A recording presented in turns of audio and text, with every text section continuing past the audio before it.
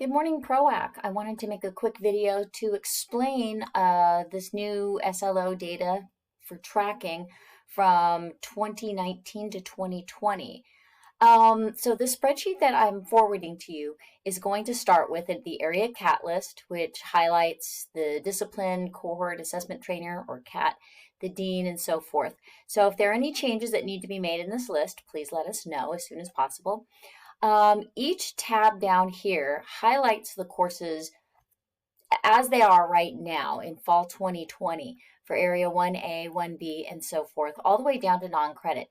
Now, some of the non-credit courses, I've tried fishing them out of area 2A, but sometimes I've still found a little bit of overlap. So if you find any overlap in non-credit and area 2, please let me know.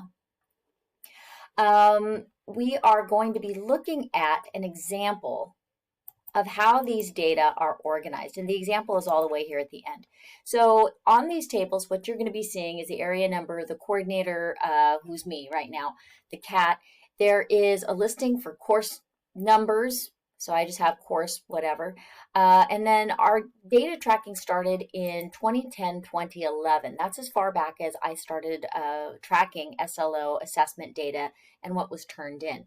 So in this example, what we're looking at is a series of X's across years. So each one of these columns is an academic year, including fall, spring, and summer.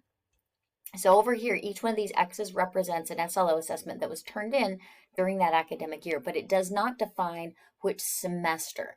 That would just make the table too big. Now, originally, what I was highlighting was whether or not the courses were assessed one time or two times.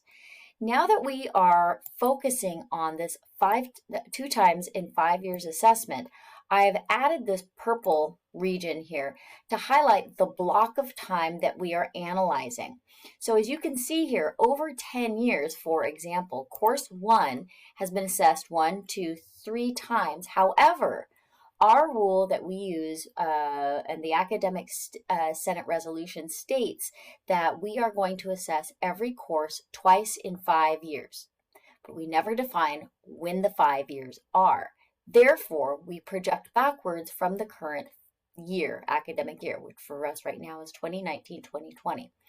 If you use that definition, you'll see that course number 1 has only been assessed once. It used to be assessed twice or even 3 times. So it started 2011 being assessed 1 time. 2012-2013 brought it up to the 2-time assessment or continuous assessment column, but then it fell out of cycle as we progressed forward in time, so that now it is back to only 1 time assessed. Some of these courses, for example, course 4 was only assessed 1 time in 2010-2011. Now, when I say assessed 1 time, that is an assessment that was turned in, all right? So in this last 5 years, it has undergone 0 SLO assessment. Now, you may be asking yourself, Val, how could it be that we had 100% assessment of all courses? So if you look over here, we have 100% because there were 9 active courses. None of them were inactive. I'm not counting any of these as inactive or not offered, I'm sorry. So none of these were counted as not offered. The total number of courses assessed 0 times is 0 because every course has an X in a column, and originally that's what we were counting. However, now we are using this more defined 2 times in 5 years qualification for continuous assessment at Merced College. If we do that, then we see over here that under 2 times assessment, only 4 courses, this is the count down here, the number of X's in each column, only 4 courses meet that criteria, which means that only 78% were assessed twice in this 5-year time span, all right, or right there. Now, what's going on as we progress forward? If you look over here, this was last year's data, all right? And we had one course that would have been assessed twice here. These columns reflect data from 15 to 2020, all right? And so what I had to do as each year rolls over is include these 2 new columns. How many courses fell back to 1 times assessed? How many courses go back to 0 times assessed? And you'll see that 4 courses were assessed twice. 2 fell back to the 1 time column, and 3 went back to the 0 times column. So I had to include those in our count. So the total number of active courses in this example of 2019-2020 are 9. They were all offered. Total number of courses never assessed was 0 because everything has an X in a column. So everything's been assessed at least once. So we're still technically at 100% for assessed once within 10 years. If you look at the total number of courses assessed twice, that was 4 here. Originally, I said it was 4, it was 7. I'm sorry, I was looking at these data here. And then the total number of courses that rolled back to 1 time is 2, and the total number of courses that rolled back to 0 times is 3. So now we have to look at the total number of courses that rolled back to 100 or back to 0%, which is 33%. The total number of courses with ongoing assessment 2 times in 5 years is only 44%. Now, if we're going to count everything that has at least one assessment in 5 years, that is 67%. So basically, what am I talking about here in this example? When our system was set up in 2010, 2011, actually it was initiated in 2009, 2010, where we stated that each course would be assessed 2 times in 5 years. We expected people to turn in reports on paper.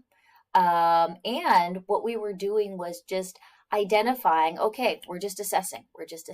As time moves forward, and in 2015, 2016, the Academic Senate resolution ensured that we had a 2 times in 5 years. The frequency of assessment did go up. And in fact, these data were taken from a real area. You can see that frequency started to have this periodization to it.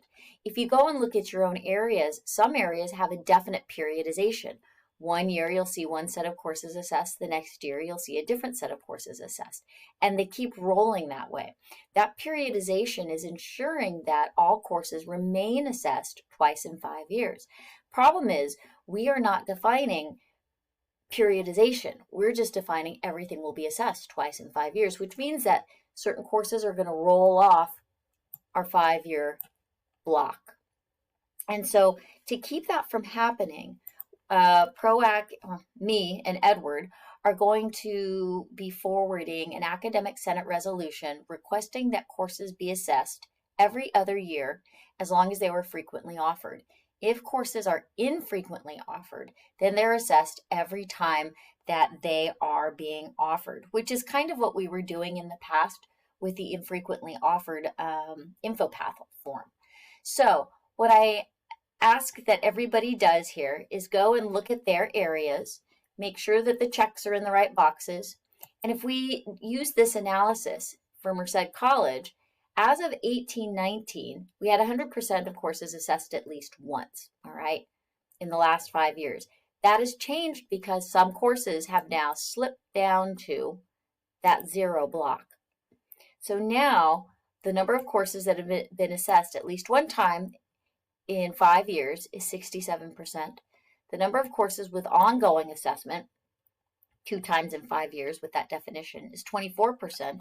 Last time it was 69%. And the number of courses that have reverted back to 0 times is 32%.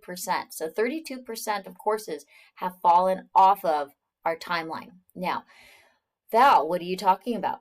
I see number of courses assessed 0 times. This represents 3 new courses that were added to the curriculum catalog, but not assessed when they were first offered. Now, whether or not they were offered, I don't know, but I do know that there were 3 new courses added that were not assessed. The courses that rolled back to 0x is 216 courses. So we lost those courses in this assessment analysis. If you look at the course offerings in 2018, 2019, we offered a few more courses, 835 versus 801 in 1920. Oops, let's fix that, not 29, 1920. If we look at the courses not offered, we didn't offer a few more over here compared to 1920 and so forth. So if you look at this plot that I made here, the number of times that courses were not assessed in 1920, I apologize, it's been a while since I've used the graphic software in Excel. So my legend here is a little weird. The crimson lines are 2019, 2020, and the blue lines are 2018, 2019. There was no blue line in 2018, 2019 because everything had been assessed once. But by the time you get to 2019, 2020, you'll see that some of those have rolled off. 32%. All right. So 32% of our courses now have, using our criteria, not been assessed. So please go through and look at these data. You'll see the areas as of 2018, 2019, the district data as of 2018, 2019, and then this continual assessment, this new model that I've developed, identifying the total number of courses that are back to 0 times assessment and looking at the data. If you have any questions, please feel free to call me, send me an email would probably be the easiest way right now, and we can set up a time to talk, or we can do a Zoom and I can go over this data with you. Hope you guys have a great day. Bye-bye.